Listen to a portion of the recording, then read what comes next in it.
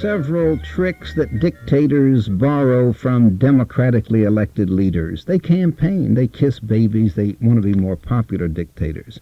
There is a trick that democratic leaders occasionally steal from dictators. When there is deep trouble at home, you get something started overseas, some kind of military action to divert trouble. Question that goes deep into the bone marrow of the conscientious American. Would American planes be used in airstrikes against Serbs right now if there were no Whitewater and the like bedeviling the president at home? We'll just leave a question mark and an exclamation point on that. Believe me, I am not competing for the title of the least hip person on national radio. Why am I not competing for that title? Because I would win in an instant, and I hate the feeling of guilt that accompanies being a bully and winning just by sheer mass brute force. I am, by acclamation, the least hip person on national radio, and one proof is I never heard the name Kurt Cobain, the hesitant poet of grunge rock, as he is described in a page 1 obituary on the New York Times.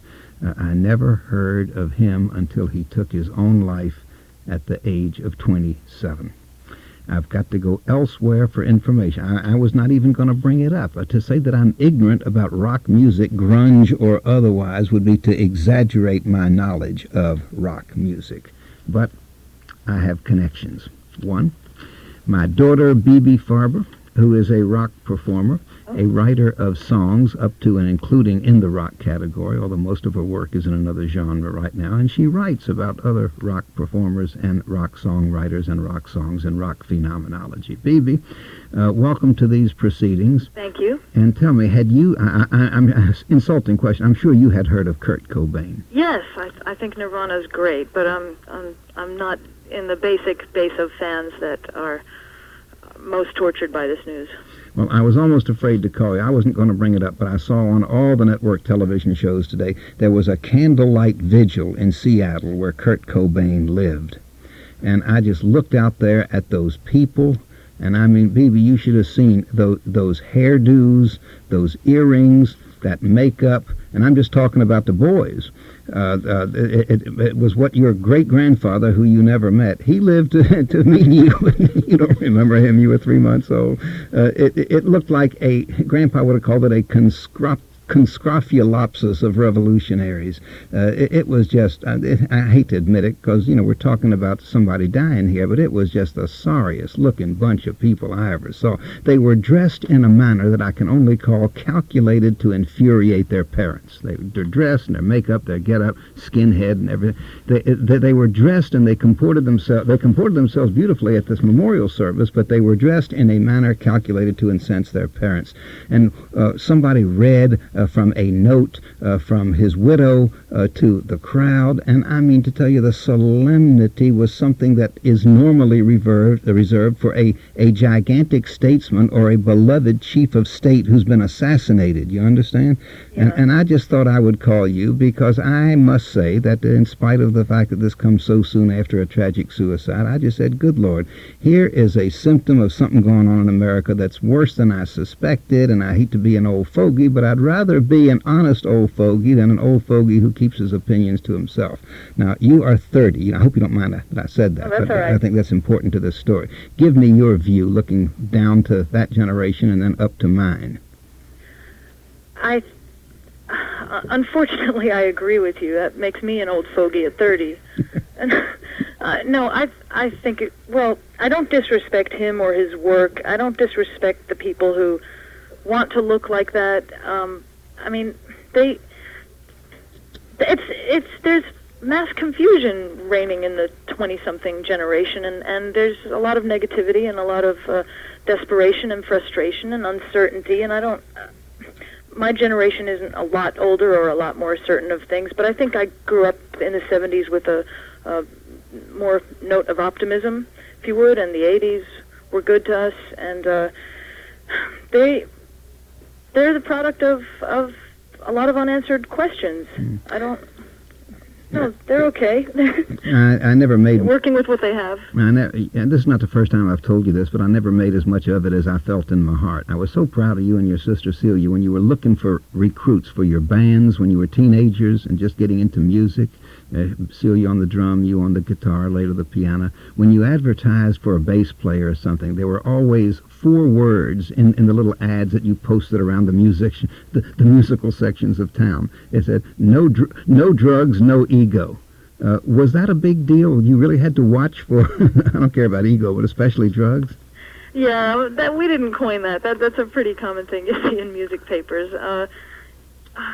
Drug use is definitely still widespread in rock and roll. Mm-hmm. Well, Bibi, you gave me some experts to talk to in the field, and I'm going to try to get 1 or 2 of them on the phone right now. Okay. And I thank you very much. I'm so glad you agree with me on that. You are not saying, Daddy, how can you not mourn the passing of a national icon? You are saying that phenomenon sort of eluded you, too. I'll give them a number momentarily. Thank you, Bibi.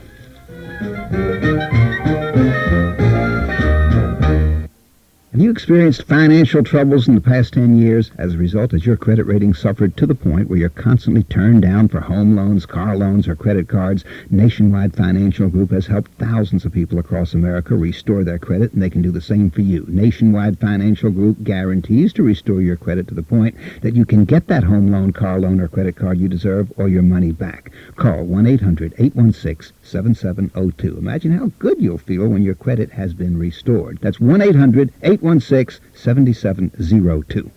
Hi, folks. Today I'm at the Great Wall of China to kill a nasty weed with Roundup Weed and Grass Killer. Wait, okay. Here now, I fix weed. Thanks, sir, but I got the situation under control. No, I use chopsticks. Best weed pullers. You know, Roundup really is more effective. You Americans just afraid of chopsticks. They're easy. Roundup's easy, too. Just 1 shot kills weeds, roots and all. You never tried chopsticks, huh? Just 1 shot of Roundup. That's all it takes for weeds. Oh, you kicked me. Use weed with Roundup before I can use chopsticks. After I killed the weed. Broadcasters like me should be a little bit depressed right now because Vermont Teddy Bear doesn't need us anymore. They need us at the beginning when nobody knew what we were talking about when we said, send a bear, flowers are great, candy's great, but a bear lasts forever, and a bear really gets in there and captures that heart like as if you'd send a commando team just for the purpose of seizing that heart and holding it forever. There's so many different kinds of bears now, I can't even keep up with them. The Get Well Bear, the Congratulations Bear, the Hooray for Your Baby Bear, the Graduation Bear, and the Mother's Day Bear. The Mother's Day Bear right now is the bear I want to focus on. They come in such ingenious costumes and candies. Again, I don't have time to tell you all the ways that these bears can come, but you call a bear counselor and have a free bear consultation. Call right now, 1-800-829-BEAR. Call that number and then enjoy the blast of that gratitude from that person forever. 1-800-829-BEAR.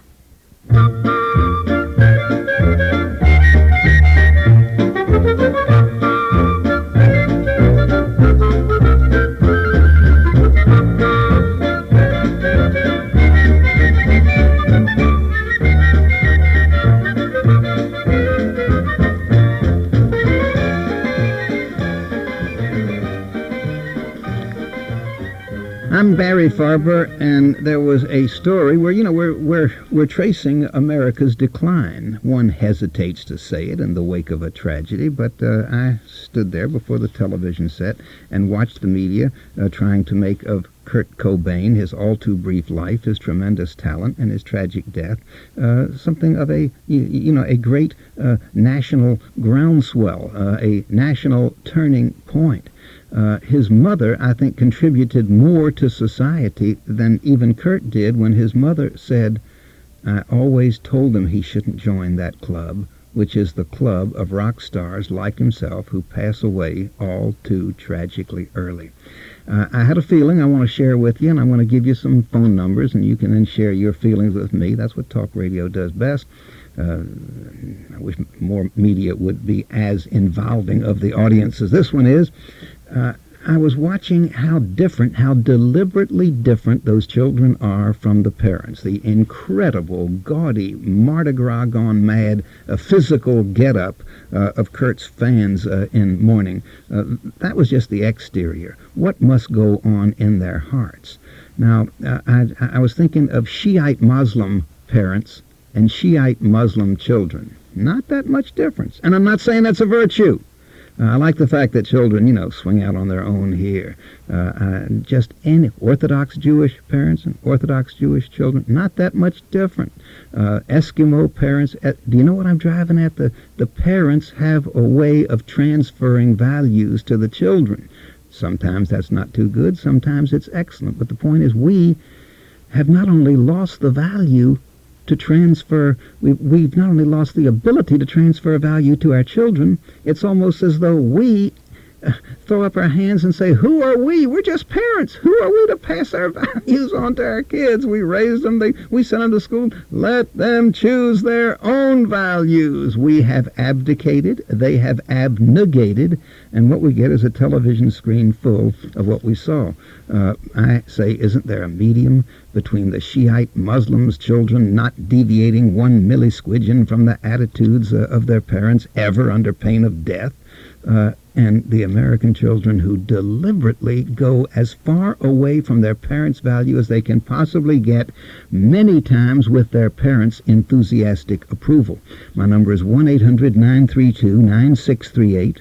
1-800-932-9638. Paul Semmel is an editor for the New Review of Records, and Paul, I welcome you to these proceedings. Mind you now, you're not talking to Bob Guccione Jr. now. You're not talking to some. I just before you came on, I confessed to my audience that I had not heard the name Kurt Cobain before tragically he killed himself, but I understand you have, so I'd like your view, regardless of where it may land in relationship to mine. Okay. Well, okay, God. I think one thing that can be said about Kurt, and I think a lot of people in the media are making this mistake, is he was not the voice of this generation. If there's anything that can be said about this 20-nothing generation, or whatever you'd like to call it, is that there is no one viewpoint. We're not of one mind. I think you can say that about any generation, really. What Kurt was is a very good musician, a good songwriter, and a good singer who happened to be part of this generation and was very representative of some of the other people involved. And he did what any great artist did. He spoke his mind, he talked about what his life was like, and as a result, a lot of people felt empathy with that because they themselves were feeling the same way. There was one of us in our gang that used to watch the Super Bowl together, my only all-male event of the year, and I should talk about that at some time. I'm sorry, what hormone went wrong? I do not understand male bonding. Once I tried to bring a female date, and the host almost threw me out of the gang. But there was one member of our all-male, once-a-year Super Bowl-watching gang who had diabetes, and he continued to drink, and he died. And the host was angry at him when he drank, angry at him as he was dying, angry at him after he died, and angry today. Where is the attitude of youth saying, Kurt, with your talent, why did you mess it up why did you put all that junk in your body? Where are the 20 to 30-year-olds Tommy Lasordas? I think you know the reference there. Yes, I do. Stay right where you are. I'd like your answer when we reconvene. I'm Barry Farber. Paul Semmel, editor for the New Review of Records.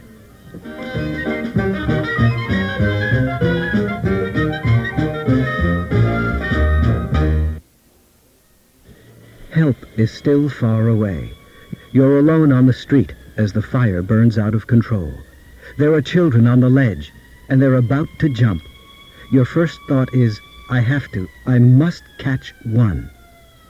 Overseas today, there are literally hundreds of thousands of children out on the edge, victims of poverty that is so consuming that it can destroy or scar a child's life with the same ferocity as a blazing fire. But there is hope. By becoming a Child Reach sponsor, your caring will help create a safety net that can not only catch a child, but also the child's family, indeed an entire community. Call Child Reach at 1-800-826-1100. That's Child Reach, 1-800-826-1100. Find out how you can help damp the fires of poverty and change the life of a needy child overseas. Child Reach is the U.S. member of Plan International. Thanks, everybody, for coming to our safety belt therapy session. I'm Vince. I'm Larry. We're crash dummies. Hey, and believe me, we've been through it all. Now, who'd like to start? Oh, I will. Hi, my name's Bob. Hi, Bob. And I don't buckle up when I'm in the back seat. Maybe some word association will help. Broken. Legs. Emergency. Room. Medical. Bill. Now you got the idea. How about you, Jimmy? Hi, Jimmy. I don't want to be here. My mom made me come. But don't you realize safety belts save lives? Well, yeah, but I'll never get into an accident. Hey, if you believe that, kid, you really are crazy. Anyone else? Yes, Sally. Hi, Sally. I have this fear of being trapped in my car. That's why I don't wear my safety belt. Well, take a look at these ink blots and tell me what you see. A butterfly? Good. Two people kissing. Ew, what's that? You, if you're not buckled up. Okay, folks, great work. See you next week. Hey. Let's be careful out there. This message brought to you by the Ad Council and the Department of Transportation. Hi, sweetie. What you doing? Shh. Why is it so dark in here? I'm waiting for the bear. What, a bear's coming? Here? Do I know this bear? It's Smokey Bear. Oh, yes, I know. Protects the forest from careless people. Only you can prevent forest fires. Oh, we go way back. 50 years. You don't say. He's coming here tonight? It's his birthday. We're having a party. Really? Do we have enough food? I heard he's one big party animal. Oh, Daddy. Yeah, I know. Daddy, hurry. He's coming. Well, honey, I won't have time to get him a present. Now, what do I do? Do you think he'll get mad? Maybe a little. All right. When he comes, stall him. I'm in the bathroom. Tell him I'm brushing my teeth. I'm doing the laundry. I'm having a bad hair. This year, give Smokey Bear the only gift he needs, your help. This message brought to you by the USDA Forest Service, your state forester, and the Advertising Council.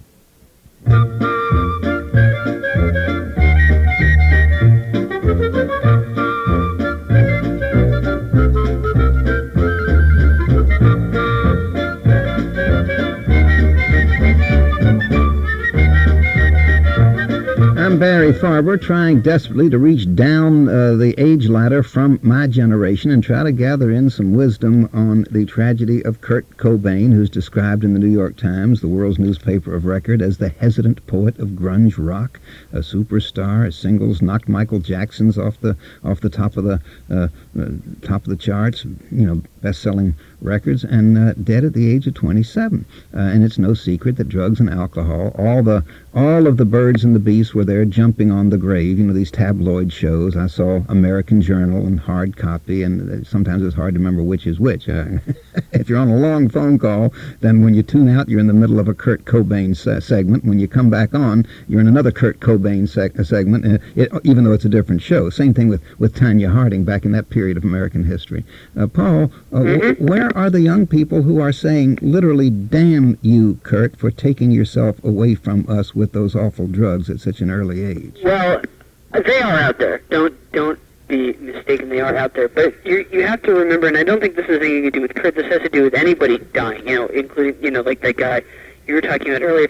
When somebody first dies, nobody wants to call them an idiot. Nobody wants to call them stupid because you don't want to hurt the people that they love. I mean, nobody wants to come out and say Kurt Cobain was a stupid moron for doing this, and he shouldn't be treated as a hero, because it's kind of, I don't know, people just have a sensitivity towards that. But there is definitely a feeling out there that there was no reason for this, that this was a stupid thing to do. I mean, if you watch MTV's coverage of what's going on, they're giving out the phone numbers of suicide hotlines. They're saying this is not the way to go. I think John Lydon, who many people know as Johnny Rotten from the Sex Pistols, he was asked last night on the Conan O'Brien show about what he thought and whether or not he was, upholding the punk spirit. And Johnny's comment was, well, obviously not, because if he was, he wouldn't have done himself in. Mm-hmm. Yeah, it is terrible to call somebody a bad person, drug abuser, right after he's died. But in a way, I think it's worse to have the media make him such a national hero, openly covering his drug abuse, while young people, by the who knows how many tens or hundreds of thousands, mourn silently the loss of a great leader. In other words, doesn't drugs detract from his great leadership? And if not, then I think we're in deeper trouble than we know. Well, I don't want to say that drugs will should detract from what he did. I mean, his most important thing was the music. However he was as a person, yeah, that has some bearing on how he will be remembered, but he should be, thought of mostly for what he created. I mean, Charles Bukowski, who just recently passed away, he was a great writer, and yet he led a life that, was not exactly something that would get him into a convent. Should he be put down for that? I don't exactly know. I mean, I respect Kurt Cobain for what he did. I don't respect, the fact that he did a lot of drugs and that, he took his own life, especially when he has an 18-month-old baby girl. I don't... Right. Paul, I don't want to threaten you, but I want you to rate Kurt Cobain musically, bearing in mind that we've got a very efficient library here at this network, and I may play your words back 10 years from now. I want you to rate him musically. Oh, boy. Kurt Cobain was not the best at what he did. He was not the best guitarist. He was not the best lyricist. But he was very good at what he did. And he tapped into something in people that nobody else was at the time. Other people might have tapped into it later. Maybe a whole group of people would have tapped into it. But his group, Nirvana, was there at the right time, with the right album, with a classic album, that 10 years from now, people will still be listening to, myself included. And his effect on music will be long-lasting. Paul, I want to thank you very much. No problem. Apparently the effect of something is long-lasting, because when BB and now you started talking about it, my board just lit up as though it were Desert Storm all over again. Thank you very much for your call. No problem. Take care, Paul. Bye. Bye-bye. John Fine, musician and guitarist. John, did you know Kurt Cobain? No, I did not know him personally. Well, you know him musically. Oh, I'd say so, yeah. All right, well, we'll be off the air for a short break in a minute. Why don't you spend that minute talking about him musically, and then I want your view of the big argument when we reconvene. When you say talking about him musically, do you mean was I a particularly large fan of his band? Yes. I liked his band okay. I can't say I was a huge fan. I was kind of fascinated with the way that they hit. They kind of came out of nowhere. From being a moderately successful indie band to all of a sudden becoming, where they were selling records to the people who essentially beat them up in high school, which was an irony that wasn't lost on me. And it's not lost on anybody, believe me. When we get back together, I want to know if you think the media is playing this in a way conducive to, A, keeping other younger Americans from committing suicide, and B, putting drugs down in their place.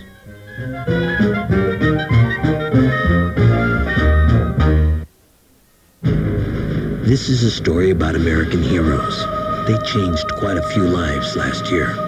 Jorge Vasquez put out fires, but no, he's not a firefighter. Philip Dale discovered several new stars. Oh, he's not an astronomer. And Elaine Capobianco, she saved a child from drowning, but she's not a lifeguard. They're teachers, but to the kids they've reached, they're heroes. I'm a teacher. The children are the heroes. We're not just teaching subject matter, we're teaching human beings. I am tough as nails, but they know that I love them. I mean, we've got a legacy that follows behind us forever. Teachers have the power to make an impact on our future. Reach for that power. Teach. Find out how by calling 1-800-45-TEACH. Be a teacher. Be a hero. 1-800-45-TEACH. A public service message brought to you by Recruiting New Teachers, the Ad Council, and this station. Twinkle, twinkle, little star, how I wonder what you are. I'm hungry. Up above the world so high, like a diamond in the sky. I'm Sean Camp. Life is no lullaby for children growing up in poverty, and children are the largest group of Americans living in poverty. But this is a problem we can solve. Programs that provide kids with proper medical care, balanced meals, and counseling have proven they can make a difference. Become part of the solution. Volunteer now. You don't need any special skills, just a desire to help children. For more information, call 1-800-6-CHILDREN. Change the world of a child, and you change the world. Twinkle, twinkle, little star, with some help, you'll go far. A public service announcement from the Ad Council. There they were in aisle 6, she by the chocolate frosting, he by the jumbo straws. Their eyes met. They drew closer. She spoke. "Excuse me, do you know where the garbanzo beans are?" "Yes," he said. "Let me take you there." And they floated down the aisle. "Garbanzo beans," he said, handing them to her. "No," she said. "First, The label. He looked at her with a question in his eyes. So she told him about products that were being made from paper, plastic, metal, and glass that she'd been recycling. And how recycling keeps working only when she buys products that say made from recycled materials. Oh, how she cared for the earth, and how he cared for her. Your number, he said. May I call you? She smiled. Just call 1-800-CALL-EDF. Ask for a free brochure on buying recycled. This message from the Ad Council, the U.S. EPA, and the Environmental Defense Fund.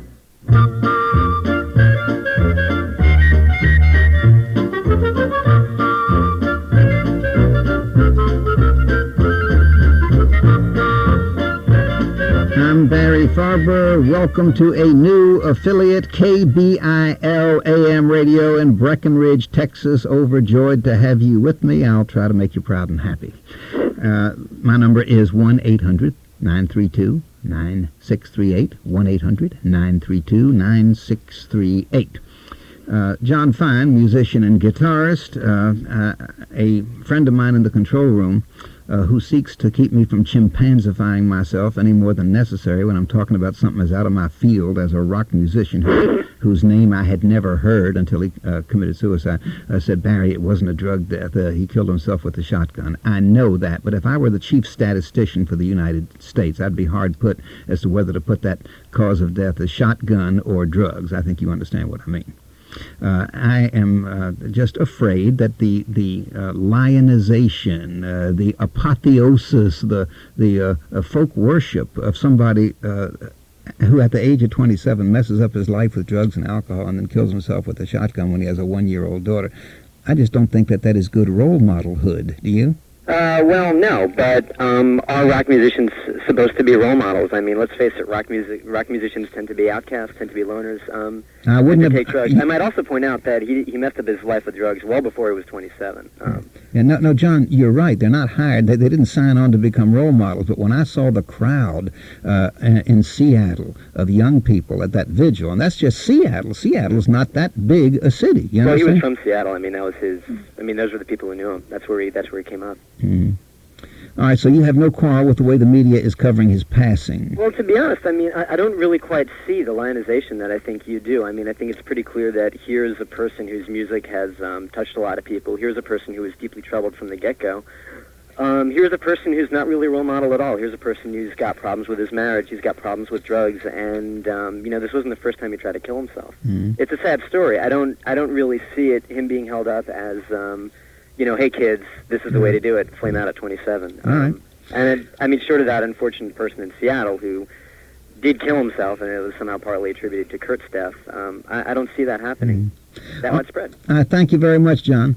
I know a lot more about him now than I did when I woke up this morning, and I'm grateful to you. Thank you very much. Sure. Okay. Bye. I'm Barry Farber. We now open the floodgates to continue talking about Kurt Cobain, a public icon, a youth hero, or whatever else I have mentioned so far that happens to excite you.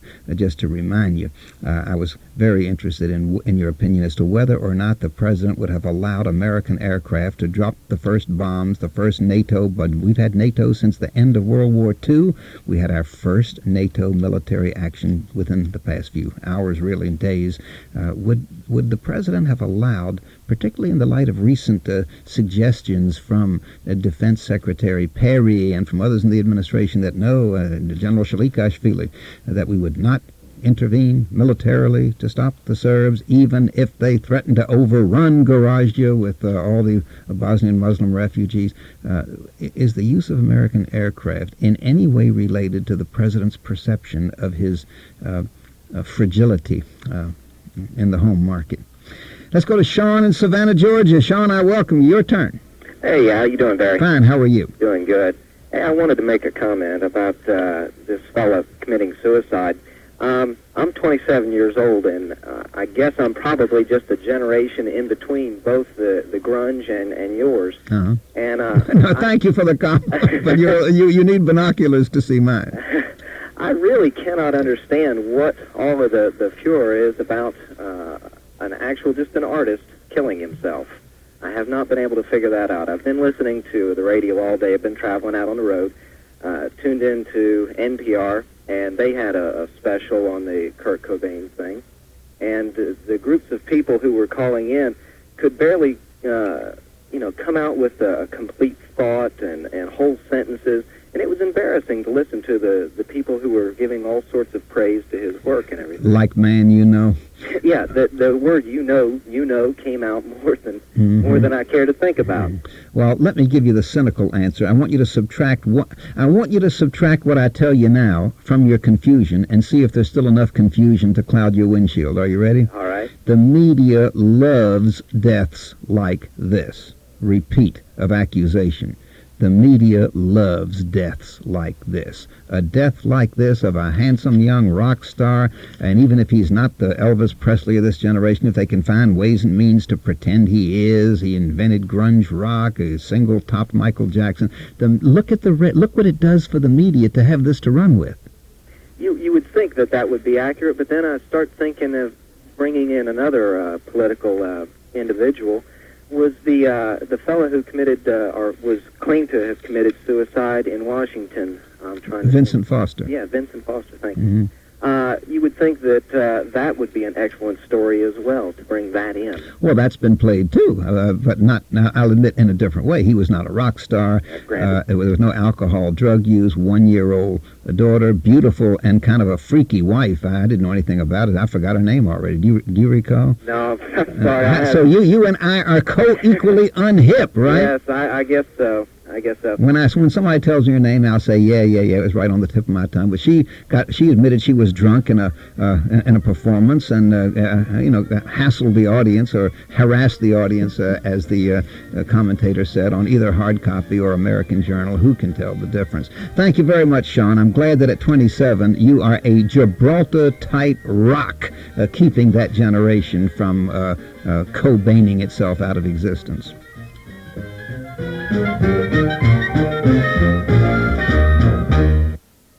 April 15th is coming, and if you don't have the money to pay your taxes, you need some help. You need to know how to get an extension of time to pay taxes, and you need to know how to avoid wage and bank levies that can result from not paying on time. Dan Piller's book, How to Get Tax Amnesty, not only shows you how to be forgiven of back tax debts, but gives you the help you need when you can't pay taxes on time. Last year, 10 million people were caught short on April the 15th and were charged $850 million in penalties. This year could be worse as retroactive tax increases take effect. If you can't pay taxes on time and you can't afford penalties or possible wage loss, order the book, How to Get Tax Amnesty, today. The book and all the forms you need are just $15.95. Call 1-800-553-6458. Don't wait. Forms need to be filed before April the 15th. 1-800-553-6458. Call now. 1-800-553-6458. Save hundreds of dollars a year on your life insurance payments. Get a pencil and paper, because in a minute I'll give you a money-saving toll-free number. The company I'm talking about is SelectQuote. If you read the Wall Street Journal, Kiplinger's, or Money, you've seen their ads. Male non-smokers, 31 years old, $250,000 worth of life insurance for $200. If you're 36, $150,000 coverage for $157. And at age 49, a $500,000 life policy is $650. SelectQuote saves you money because they continually compare the cost of the term life insurance policies of 14 of America's top-rated companies. Call SelectQuote today at 1-800-772-6767 toll-free. They'll mail to you without any obligation a free personalized price comparison of the 5 policies that get you the most life insurance for the least amount of money. Call SelectQuote today at 1-800-772-6767 and see how much you can really save on your life insurance. Coverage available in most states. This is Barry Farber. If you suffer the awful pain of arthritis and you're frustrated with all those foul-smelling, greasy creams and ointments that don't work, you've got to know about Ease Away Relief. Ease Away will take away your pain, or they'll flat out give you your money back. Ease Away is a gentle, clear liquid you apply anytime your arthritis flares up. It has a special ingredient that speeds relief right into your joints, right where the pain is. 95% of the arthritis sufferers who try Ease Away Relief experience genuine pain relief. Ease Away is the all-natural, non-greasy, and best of all, it doesn't make you smell like a medicine cabinet. Ease Away is the easy way to beat arthritis pain. Not available in any store. Call 1-800-809-6806 now and get a free bottle of Ease Away with your order. 1-800-809-6806. Money back if not 100% satisfied. You've got nothing to lose but the pain. Ask for Ease Away relief at 1-800-809-6806. That's 1-800-809-6806.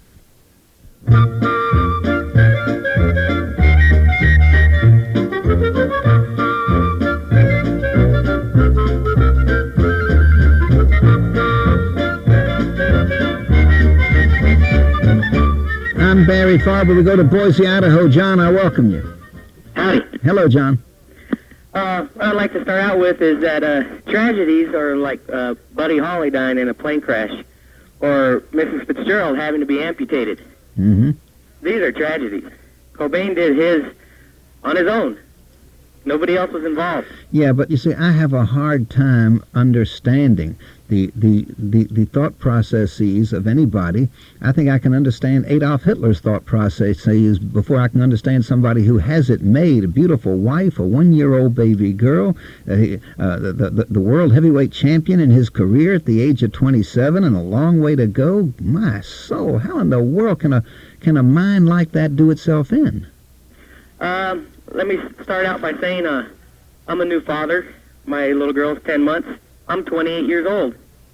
But yet I had the gumption enough to take the responsibility. I think that's where it comes in. I don't think he had grown up yet. Mm-hmm. But he had certainly enough money to grow up in style. He had a lovely wife to help him grow up. He had a good, healthy 1-year-old baby. I mean, good Lord, what other incentives for continuing your life do you need? Even if you are a rock star. That would be correct. I don't understand why he saw a reason to take his life, considering that to the rest of us, he may have had it made. Mm-hmm. But no, that's true. That's true. I grant we don't know what private devils inhabited his insides. That's correct. Money doesn't buy you happiness. No. And it never will. Okay, the only thing is we certainly don't want him to exert a gravitational pull on other members of his generation. Well, as far as being myself in that generation that you're speaking about, I think that we are coming about more and being more responsible than maybe our previous generation. A condition devoutly to be desired, John, and thank you very much for the upbeat. You're welcome. Take care. Let's go to Kevin now in High Point, North Carolina. Kevin, I'm Barry Farber. I welcome you. Thank you. Well, I also am 28 years old, and I did not know who Mr. Cobain was until come he on, died. you're just trying to make me feel good because you knew I grew up in your home county. You're just saying that to give me a good so that my feeling of isolation will not be as acute. Well, let me finish. Okay. My point is, I really don't understand how you can condemn this generation when your generation has cried over Elvis for the last 20 years, who also was a known drug abuser. Mm-hmm. I mean, he dressed outrageously. He was known for shooting TVs with his pistol. And I just don't see how you can separate the two and condemn us and not also look in the mirror at your own generation. A couple of things wrong with what you just said, Kevin. First of all, I am not condemning you. I haven't condemned your generation. I have condemned whatever it was that led the television screen full of young people who I saw to dress like that and stand there in a solemn mass of mourning for a cultural figure who was known for alcohol, drugs, and eventually committing suicide. I think that is I have no difficulty condemning that. But don't you think that the parents of the 50s said the same things about their kids with slicking their hair back with butter and all their leather? Sure. And in those days, we thought that was awful. But look back now. Ed Sullivan, who had a very popular variety show on Sunday nights back in that era, he banned Elvis Presley at first because the way he wiggled his hips was considered too suggestive of sex and would be bad for the moral standards of the country. I did not learn that Elvis Presley indeed was a drug user and used, he didn't just shoot television sets, he used automatic weapons on doors. As a way to get them open. I didn't learn that until I interviewed Priscilla, his ex-wife, many, many years after he died, or at least 10 years after he died. So it wasn't really the same thing. I think that I would excuse someone standing there in a morning mass for Elvis more than I would excuse someone standing there in a morning mass for someone who kills himself with a 1-year-old daughter and all that future ahead of him, and drugs and alcohol. I completely agree with that. Okay. And frankly, at 28, I think Elvis was a better musician. I mean, I respect him, but it's not the kind of music I listen to, frankly. But I see the two as almost the same. I mean, as weird as they were in the 50s, as weird as they are today. I mean, I think kids throughout generations have always strived to shock their parents, and they'll do it before us and after us. Yeah, but Kevin, let me ask you this. You're absolutely right. If you add 2 words, then have your secretary type it and I'll sign it. In America. In America. Stay with me. They're playing our... Stay with me for just one answer after the break. I want to know if you think it is bad or good that in America children are allowed to do anything and everything to shock their parents. Believe me, pal, it does not happen in Saudi Arabia or Singapore.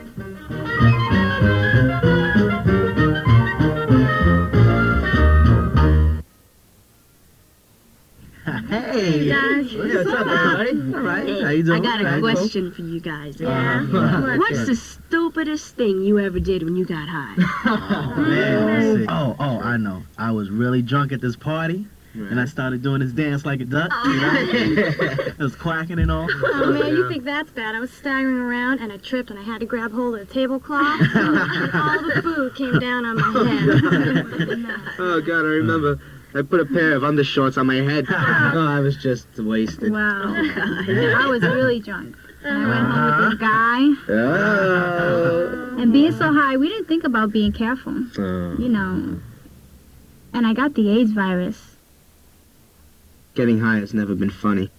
Now that there's something out there called the AIDS virus, it can be deadly serious. Get high. Get stupid. Get AIDS. A public service message from the National Institute on Drug Abuse and the Ad Council. I used to carjack all the time. It was easy, man. Just kind of sneak up on someone, point my gun, take the car. Carjacking was easy. But now people are wising up, locking their doors, rolling up windows, and paying attention to what's going on around them, even parking in safer places. Man, it's not so easy carjacking anymore. They're even getting wise to one of my favorite tricks, bumping a car from behind. And when they get out to yell at me, one of my buddies takes off in the car. It was so easy. But now they don't even get out of the car. They just signal to me to follow and start driving to a well-lit area. Man, that's harsh. People are wising up. It's getting tougher out there. A Gruff here with tips on how to prevent carjackings. Remember, always look around, lock your doors, and roll up those windows. If you're threatened, give up your car. It's not worth your life. And report it to the police fast. Be smart and help me take a bite out of crime. A message from the U.S. Department of Justice, Crime Prevention Coalition, and the Ad Council. Family, I've decided we're going to test our home for radon. But we're going to have to do it fast. Whoa, what's the rush? Well, I just talked to Jones across the street, and he told me he's checking for radon this week. So, they got their hang-em-high security system first, and they just hired a live-in astrologer. Oh, and don't forget, they were the first ones to give their lawn a perm. Right. Yeah. Well, they're not beating me in this radon testing thing. No way. Look, honey, I think it's a great idea to test for radon, but I'm not sure keeping up with the Joneses is a good reason to do it. All right, you got a better one? Well, radon's the second leading cause of lung cancer in the country. Huh. See? I'm smarter than I thought. High levels of radon in your home can be serious, but it can be fixed. The first step is to test your home now. It can be done quickly and inexpensively. For more information on how to test for radon, call 1-800-SOS-RADON. That's 1-800-SOS-RADON. Boy, am I Steve! Oh, what now? It rained on Jones' side of the street first. A message from the Ad Council and the EPA.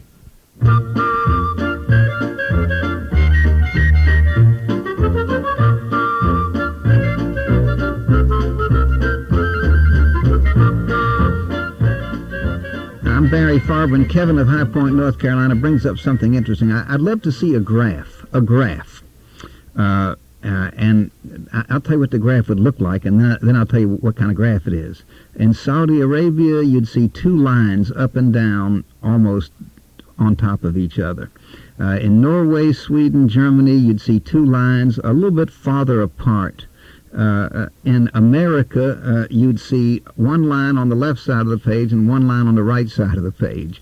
The point of the graph being a depiction arithmetically as to how young people deviate from the values of their parents in different cultures. In Saudi Arabia, very, very little. In Scandinavia, somewhat normal, accretion of technology and everything, awareness, ability to travel, freedom to marry people from countries that you couldn't have gotten to in your parents' age. But in America, there's a gulf. There's a gulf because you're quite right, Kevin. Children try to distance themselves from their parents in value, in dress, with abandon. Question, do you think that is a good thing? Hello? Hello, Kevin? Yeah, I'm sorry, Kevin. Start over. Your key somehow got shut. Okay. Start over. Go ahead. Okay, well, sure, I think it's America. I mean, in America, it's important that kids be able to shock their parents. I mean, I think that's just part of our freedom. One of our civil rights is to shock your parents. Well, it is. I mean, okay. I mean, in a free country like America, you have to take the good with the bad. And there are a lot of good points about America and a lot of bad points. And it's not going to be all on one side. The good side is that most people I grew up with who tried to shock their parents were sort of right back in line. They sneaked back over the fence and answered the morning roll call before it was too late. In between swallowing goldfish. Yeah, exactly. Thank you, Kevin. You're welcome. Take care. Bye-bye. Bye-bye now. Let's go to Alfred, New York. Christine, I'm Barry Farber. I welcome you. Hello, Mr. Farber. How are you? Good, thank you. My first comment that I'd like to make today is that Kurt Cobain does not represent my generation in my subjective point of view. May I ask how old you are? Yes, I'm 22. Okay. And I agree with you in my utmost opinion that I think it's very important that parents be involved with their children and watch over them because as far as their mental and physical safety is concerned, a child can deviate or an adolescent can deviate from the norm within reason. When we see a group of kids, mourning a heroin addict's death and almost to the point of worship, then, I do start to worry personally.